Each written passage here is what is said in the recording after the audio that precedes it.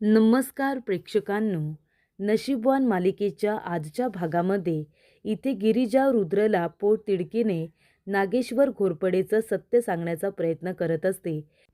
ती म्हणत असते की रुद्र प्लीज, फक्त एकदा एकदा माझ्यासाठी ही फाईल चेक करा.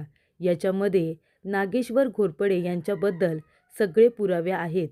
तुम्ही आत्तापर्यंत तुमच्या वडिलांना देवमाणूस मानत होता ना, पण जेव्हा ही फाईल तुम्ही बघाल ना, तेव्हा तुम्हाला तुमच्या ह्या वडिलांच्या मागचा राक्षससुद्धा दिसेल. तेव्हा इथे रुद्र म्हणत असतो, गिरिजा हे काय बोलताय तुम्ही? तेव्हा गिरिजा म्हणते, रुद्र मी जे काय बोलते ते सगळं खरं आहे. तेव्हा इथे रुद्र ती फाईल आता उघडून बघणारच असतो. तेवढ्यातच लाईट जातात. लाईट गेल्यानंतर रुद्र आता फाईल पुन्हा बंद करतो. नागेश्वर घोरपडे म्हणत असतो की चिरंजीव तुम्ही थांबा, आम्ही बघून येतो की का बरं लाईट गेल्या ते. तेव्हा प्रेक्षकांनो, रुद्र तिथून गेल्यानंतर इथे गिरिजा टेन्शनमध्ये आलेली असते. नक्की फाईल बरोबर आता काय होणार याची तिला काळजी वाटत असते. तेवढ्यातच वासंती म्हणते, गिरिजा बाळा तू ठीक आहेस ना? तेव्हा गिरिजा म्हणते, हो आई, मी एकदम ठीक आहे. आणि तेवढ्यातच आता लाईट चालू केलेल्या असतात. रुद्र म्हणत असतो, काही नाही, आपल्याच लाईट फक्त गेल्या होत्या. तेव्हा इथे गिरिजा म्हणत असते की रुद्र प्लीज तुम्ही ती फाईल बघा. नागेश्वर घोरपडे म्हणतो, बघा बघा चिरंजीव, आधी ती फाईल बघा, नाहीतर उगाच इथे सुनबाईंना आमच्यावरती अजून संशय येईल. तेव्हा इथे रुद्र म्हणतो, त्याची काही गरज नाही आबासाहेब, आमचा तुमच्यावरती पूर्ण विश्वास आहे. तेव्हा नागेश्वर म्हणतो, पण सुनबाईंचा नाही आहे ना? तेव्हा तुम्ही त्यांची आता खात्री पटवून द्या. तुम्ही बघा बरं ती फाईल. तेव्हा रुद्र ती फाईल आता बघतो गिरिजाच्या समाधानासाठी. तेव्हा ते पेपर दारूच्या मालाचे पेपर नसतात. म्हणजे इथे दारूचा माल जो काही ते लोक सप्लाय करत असतात त्याचे ते पेपर नसतात. ती फाईल आता चेंज केलेली असते. तेव्हा रुद्र म्हणत असतो, गिरिजा हे पेपर कसले आहेत तुम्ही बघताय का? साखर कारखान्याचे पेपर आहेत ते, आणि त्याच्यावरती आता आबासाहेबांची सही तर असणारच ना? तेव्हा गिरिजा म्हणते, काय साखर कारखान्याचे पेपर? हे काय बोलताय रुद्र तुम्ही? अहो मी इथे आता दारूचे पेपर आणले होते ना. हे लोक दारूचा माल कशा पद्धतीने सप्लाय करतात ना, त्या सगळ्याचे पेपर होते याच्यामध्ये, आणि त्याच्यावरती नागेश्वर घोरपडेच्या सह्यासुद्धा होत्या.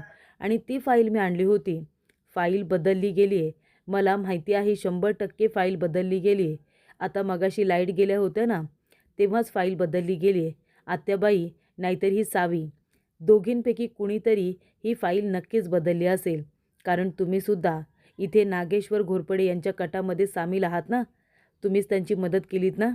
म्हणजे मी इथे महत्त्वाची फाईल रुद्रांना दाखवत होते, पण तुम्ही काय केलं, ती फाईलच तुम्ही गायब केलीत. आणि रुद्राच्या समोर मला खोटं ठरवताय ना? आत्ताच्या आत्ता सांगा, कुठे फाईल? खरं खरं बोला. तेव्हा रुद्र म्हणतो, गिरिजा काय चाललंय तुमचं? खरंच मला कळत नाही आहे, तुम्ही अशा का वागता? हे बघा, तुम्ही विनाकारण कुणावरतीही आरोप करू नका. माझा इथे असलेला सगळ्यांवरती पूर्ण विश्वास आहे. कोण फाईल का इथे गायब करेल? तेव्हा गिरिजा म्हणते, रुद्र तुम्हाला नाही माहिती, मला असं वाटते आत्ते सासूबाई नाहीतर सावी या दोघींपैकी एकीने ती फाईल गायब केली असेल. तेव्हा इथे उर्वशी म्हणत असते की बघ रुद्र बघ, अरे तोंडावरती पडले तरी माज बघ हिला. अगं तुझ्याकडे इथे खरी फाईल नाही आहे, त्याचं खापर आमच्यावरती फोडतेस, आमच्यावरती नाव घेतेस. आम्ही जागचे हल्लोय तरी का? आम्ही इथेच उभे होतो आणि इथेच आहोत, मग तरीसुद्धा तू आमच्यावरती नाव घेतेस. तेव्हा इथे गिरिजा म्हणते, रुद्र तुम्ही माझ्याबरोबर चला, आपण आत्ते सासूबाईंची रूम चेक करूया. तेव्हा उर्वशी म्हणते, हो जा ना जा, माझी खोली चेक करायची आहे ना तुला, जाऊन आता खोली चेक कर. तेव्हा इथे नागेश्वर घोरपडे म्हणतात की चिरंजीव जा तुम्ही, तुम्हीसुद्धा सूनबाई बरोबर जा, तिच्या मनाची शांतता होऊ दे.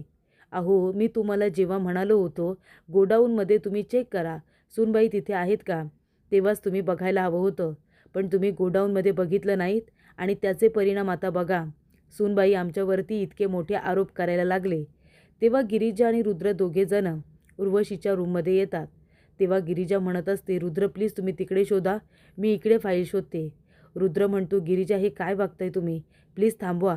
तुम्ही जे काही वागताय ना ते खूपच जास्त चुकीचं आहे. आपल्या घरातल्या लोकांवरती तुम्ही विनाकारण आरोप करताय, हे मला मान्य नाही आहे. प्लीज तुम्ही हे सगळं करू नका. गिरिजा म्हणते, रुद्र हे मी तुमच्यासाठीच करते ना. ज्या माणसांवरती तुमचा आंधळा विश्वास आहे त्या माणसांची रिॲलिटी तुम्हाला दाखवण्याचा प्रयत्न करते, पण तुम्ही मला साथच देत नाही. प्लीज तुम्ही शोधा ना सगळीकडे फाईल. गिरिजा सगळीकडे फाईल शोधत असते. उर्वशी म्हणते, काय गं, काही सापडलं का? नाही, तुला असं वाटतंय ना की ती फाईल मीच गायब केली म्हणून. म्हणून शोध ना, शोध आता शोध. माझ्या रूममध्ये सापडते का ते शोध. तेव्हा नागेश्वर म्हणतो, आणि यांची रूम झाल्यानंतर चिरंजीव, दुसरी कुणाची रूम बघायची आहे ना ते सुद्धा सांगा. एक एक करून घरातल्या सर्व रूम तुम्ही चेक करा, पण ती फाईल मिळते का ते बघा. तेव्हा रुद्र म्हणतो, आबासाहेब तुम्हाला माहिती आहे माझा तुमच्यावरती किती विश्वास आहे. तेव्हा नागेश्वर म्हणतो, चिरंजीव अहो तुमचा विश्वास आहे, पण इथे आमच्या सुनबाईंचं काय? त्यांचा तर विश्वास नाही आहे ना आमच्यावरती. तेव्हा इथे रुद्र म्हणत असतो की गिरिजा तुम्ही खूप चुकीच्या वागल्यात. तेव्हा उर्वशी म्हणत असते की रुद्र, अरे आज तुम्ही दोघांनी जे काही केलं आहे ना ते खूपच जास्त चुकीचं आहे, कळतंय का तुला? तेव्हा रुद्र म्हणतो, गिरिजा तू आत्यांची माफी माग. त्यांच्या रूमची झडती घेतलीस ना आणि काही सापडलेलं नाही आहे, तेव्हा तू आता आत्याची माफी माग, सॉरी म्हण आत्याला. तेव्हा गिरिजा म्हणते सॉरी आणि सरळ आता बाहेर निघून जाते. तेव्हा रुद्र म्हणत असतो, आत्या हे बघ आज गिरिजा जे काही वागली ना ते मलासुद्धा पटलेलं नाही आहे. मी समजावलं त्यांना. त्यांच्या मनाच्या शांततेसाठी, समाधानासाठी मी इथे तुझं रूम चेक करायला आलो होतो खरं, पण मला माहिती आहे काही सापडलेलं नाही आहे. तू कधी असं करणारच नाहीस गं. गिरिजाच्या वतीने मी तुझी माफी मागतो, प्लीज आम्हाला माफ कर. तेव्हा उर्वशी म्हणते, रुद्र अरे मी तुला आधीच सांगितलं होतं ह्या मुलीबरोबर लग्न करू नकोस. अरे ही मुलगी घर जोडणारी नाही रे, घर तोडणारी आहे, हे मला आधीपासूनच माहिती होतं. बघितलंस ना त्याचे परिणाम आता काय झाले. तर प्रेक्षकांनो, गिरिजा विचार करत असते की गडबड कुठे झाली, फाईल कुणी चेंज केली. तर इथे नागेश्वर घोरपडेला त्याच्या माणसांनी फोन करून सांगितलेलं असतं की ती मुलगी पळाली आणि ती फाईल घेऊन पळाली. तेव्हा इथे नागेश्वर घोरपडे म्हणत असतो की गिरिजा गोडाऊनमधून पळाली, याचा अर्थ तिच्या हाती पुरावा लागला असेल. आपल्याला काही करून तो पुरावा आपल्याकडे घ्यायला हवा.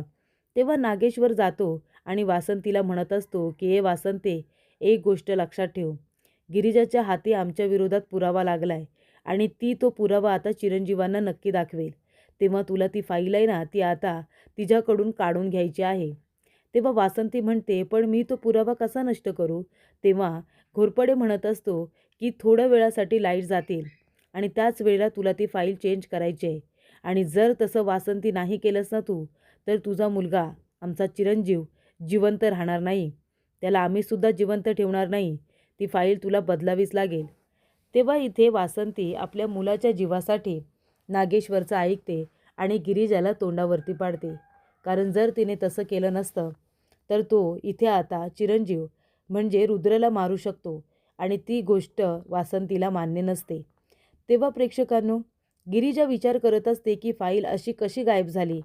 मी तर घेऊन आले होते ना. इथे दारूच्या मालाची फाईल होती ती, त्याच्यामध्ये सगळे डॉक्युमेंट्स होते, त्याच्यावरती सह्या होत्या. मग ती फाईल कशी काय गायब होते? ती तोच विचार करत असते. तेव्हा इथे रुद्र तिला म्हणत असतो, गिरिजा आज तुम्ही जे काही वागलात ते अत्यंत चुकीचं आहे. तुम्ही आमचं घर जर जोडू शकत नाही तर निदान तोडू तरी नका. आबासाहेबांवरती आज तुम्ही जे काही आरोप केलेत ना ते अत्यंत चुकीचे होते. मला अजिबात ती गोष्ट आवडली नाही आहे. यापुढे जर तुम्ही माझ्या आबासाहेबांवरती असे आरोप केलेत ना तर गिरिजा मी विसरून जाईन की आपलं काही नातं आहे, आपलं लग्न झाले, तुम्ही माझी बायको आहात, पत्नी आहात, हे सगळं मी विसरून जाईन. माझ्यासाठी माझे आबा देवाच्या जागी आहेत आणि नेहमी राहतील. आणि जर तुम्ही त्यांच्या विरोधामध्ये एक तरी शब्द बोललात ना तरीसुद्धा मी ते सहन करणार नाही. मला ते सहनच होणार नाही. आबांचा झालेला अपमान मी खपून घेणार नाही. कळलं तुम्हाला? यापुढे तुम्ही याची नक्कीच काळजी घ्या. तेव्हा इथे उर्वशी म्हणत असते की नाही, जा ना जा. अजून कुठल्या रूमची झडती घ्यायची असेल तर जा. आम्ही सगळे आहोत ना, इथे बाहेरच आहोत. आम्ही रूममध्ये सुद्धा येणार नाही. तू जा आणि रूममध्ये शोधाशोध कर. आता माझ्या रूमची झडती झाली आहे. आता कुणाच्या जायचं? सावीच्या जायचं की दादासाहेबांच्या जायचं? ते सुद्धा सांग. तेव्हा प्रेक्षकांनो, गिरिजा म्हणत असे, रुद्र प्लीज असं बोलू नका. मी कधीतरी अशी विनाकारण बोलते का सांगा बरं?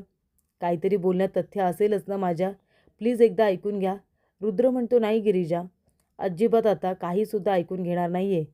कारण तुम्ही आज जे काही वागलात ना ते खूप चुकीचं होतं, माफ न करण्यासारखं आहे. त्यामुळे यापुढे आमच्या आबासाहेबांच्या किंवा माझ्या कुटुंबातील कुठल्याही सदस्याच्या विरोधात काही चुकीचं बोललात ना तरी ते मी सहन करणार नाही गिरिजा. मी आत्ताच तुम्हाला सांगतोय. आणि तुम्ही चुकलात ना तुम्ही सुद्धा आबासाहेबांची माफी मागा. तेव्हा इथे नागेश्वर म्हणत असतो, चिरंजीव हे काय बोलताय तुम्ही? हे बघा जाऊ द्या.